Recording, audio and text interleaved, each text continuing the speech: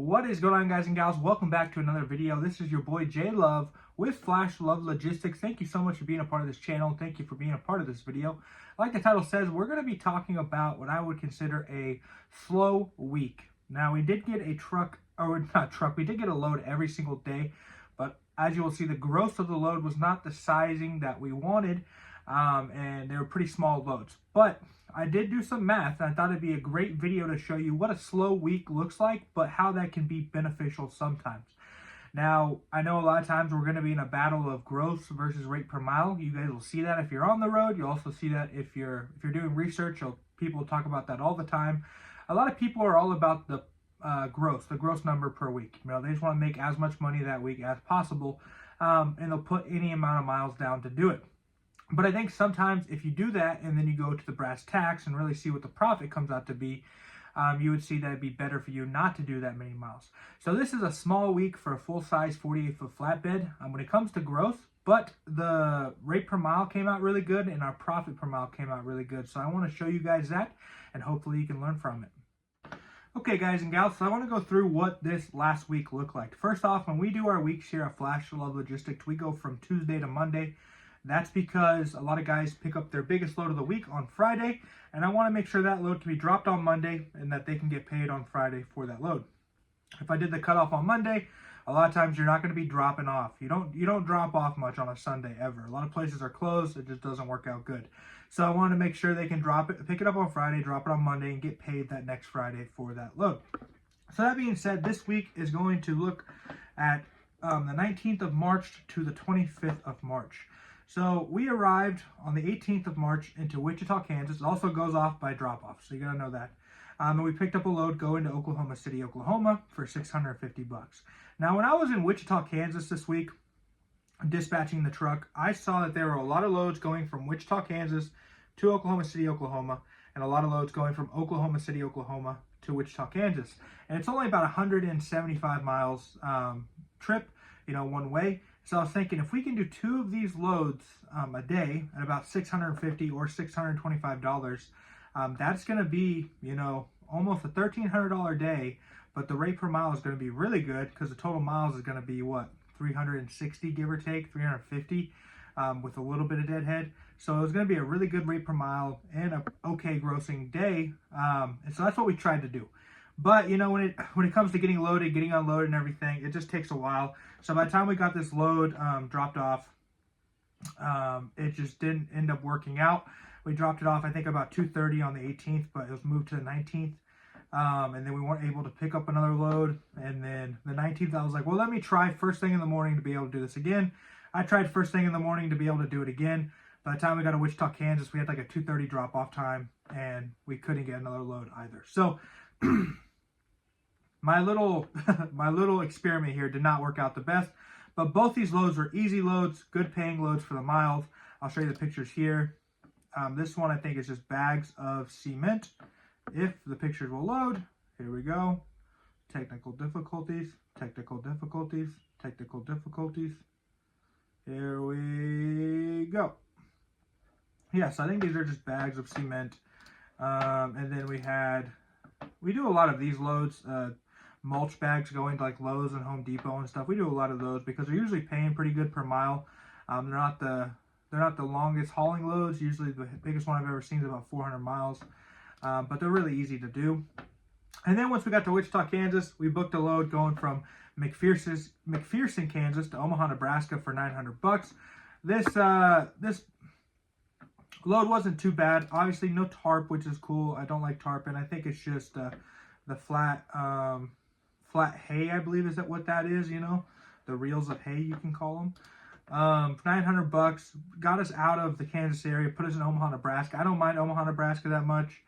It's a give and a take sometimes, but we got out pretty good. But lower grossing load, not really what you want to see for a day. We really want to be at $1,500 a day. But that's what we have to do sometimes in this market, is keep the rate per mile up, even though the gross might not be where it's supposed to be. So then once we got to Omaha, Nebraska, we picked up a good load to Kansas City, Missouri for $900. That was a really good paying load. Obviously the gross isn't there, but the rate per mile is definitely there. I think it's only about 190 miles from Omaha, Nebraska to Kansas City. So for 900 bucks, yeah, definitely sign me up on that one. But, you know, you really want to be at 1,500 bucks a day, right? So that's the only downside. But this is just a generator. Hopefully it'll load. There we go. 18,000 pound generator, no tarp. Beautiful, right? And then I had a connection out of Kansas City on Friday that we moved these pool parts for. This is a pretty easy load to do. Again, no tarp. It's lighter. I think it's like only 30,000 pounds. Nothing crazy. And it's going to Indianapolis, Indiana. And I want to be in Indianapolis, Indiana because that's a good area to be in. So I knew that even though this week might not be the highest grossing week, we're going to have a good rate per mile for the week. And then we're going to be able to start the week in a better area. As you can see, we've already got a couple solid loads going this week. And we're only on Tuesday, we're about to be over $3,000. Dropping off first thing tomorrow morning, and it's going to be good, right? So I went ahead and added all these up, you know, and we're going to go over the total gross and go over the rate per mile, go over my cost per mile, and look at the profitability of this week. So first off, total gross, we did $4,425. So for a full-size semi-truck 1 week, that's not that good, right?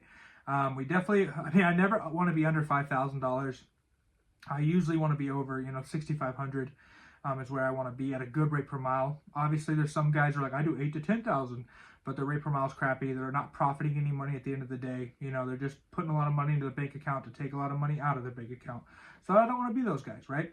But total gross was $4,425. Total miles were 1,368. I can show you right here, actually. I have it pulled up. 1,368 miles right there. That's all the places we stopped. Our total rate per mile was $3.23. So a really solid rate per mile. You know, back in the day, you could have this rate per mile on $8,000, $9,000, $10,000 weeks. Nowadays, you're going to have smaller gross, but you can definitely keep that rate per mile higher as well. Our cost per mile is roughly $2.40. So that's how I got the profit per mile of 83 cents per mile. So that means on every mile we moved, we profited as a company 83 cents. Total profit was $1,142. Okay.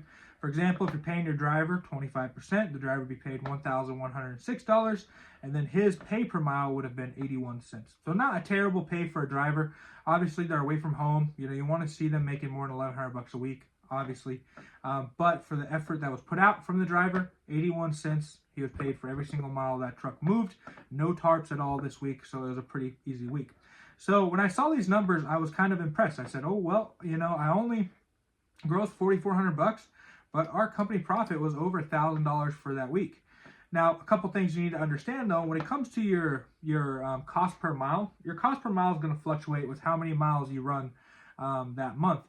And the reason for that is because there are going to be some costs that are fixed, right? So like your insurance payment doesn't change no matter how many miles you move usually. Your truck payment's not going to change. Your trailer payment's not going to change. And a lot of the fixed costs like your ELD, you know, maybe your pre-pass. There's a lot of those other, those costs, right? If you're paying for your dispatching software like Truck Stop and stuff like those costs are going to be divided by how many miles you move in that month to realize what your cost per mile actually is. And so if we move more miles, hypothetically our cost per mile is going to go down, but it's also going to go up in other areas like maintenance, for example, right? If I'm doing a lot more miles, then I should be putting more money back for maintenance because I'm going to have to do maintenance sooner, right? So it's kind of give and a take, right? So what I wanted to do was show you what this week actually looked like and show you what a hypothetical week would look like, right? And this is more higher growth but lower rate per mile. Now on the load boards, guys, you're going to see loads that are going for longer distances.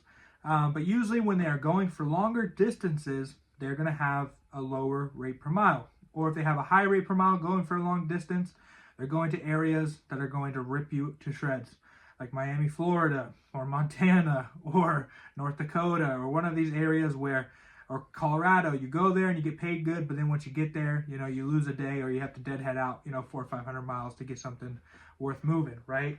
So those are going to be the longer, better paying loads in today's market. If brokers aren't stupid, if you're going to a high freight area, you're going to get a lesser rate per mile. So, or a lower rate per mile. So in this hypothetical week, we did $6,875 gross. The total miles we ran was 2,750. So that is, a pretty full week. Usually about 3,000 miles a week is what I would consider it a full week, right? Of like really moving good, having, solid loads every day and doing reset over the weekend. Let's say our total rate per mile was $2.50 per mile. So about 73 cents less than what the actual week was. But obviously the gross is a lot higher. Our profit per mile, so I dropped the cost per mile down to $2.20 per mile. Since we are running more miles, those fixed costs are going to be divided by more miles, meaning that they're going to cost less per each mile.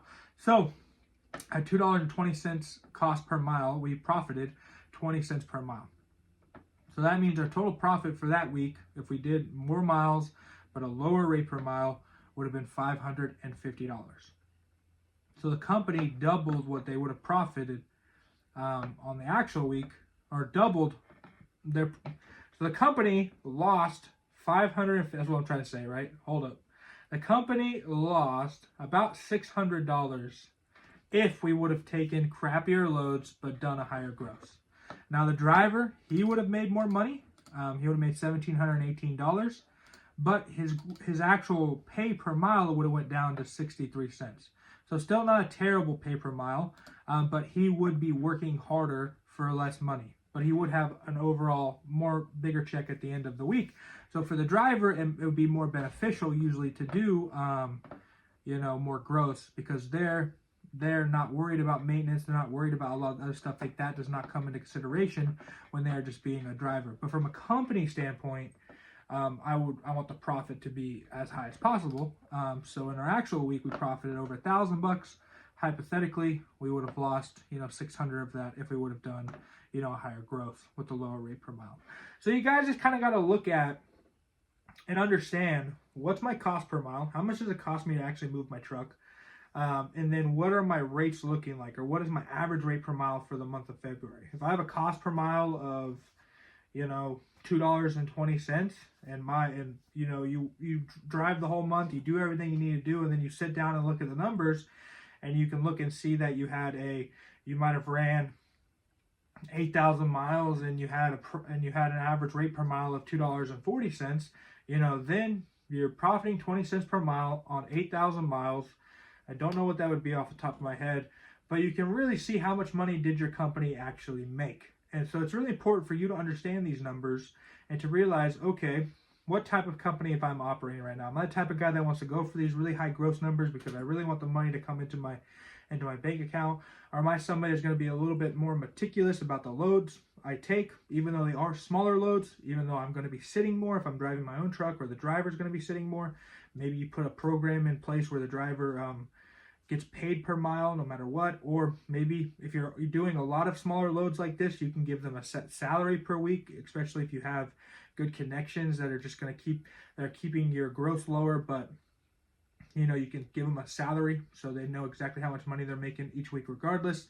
And so there's a lot of different things you can do, but really I wanted to show in this video the difference between rate per mile, cost per mile, and profit per mile, and how sometimes getting the highest gross number isn't the most important. But thank you guys so much for being a part of this video. Thank you for being part of this channel. I hope you could learn something today, and I hope you all have a great day.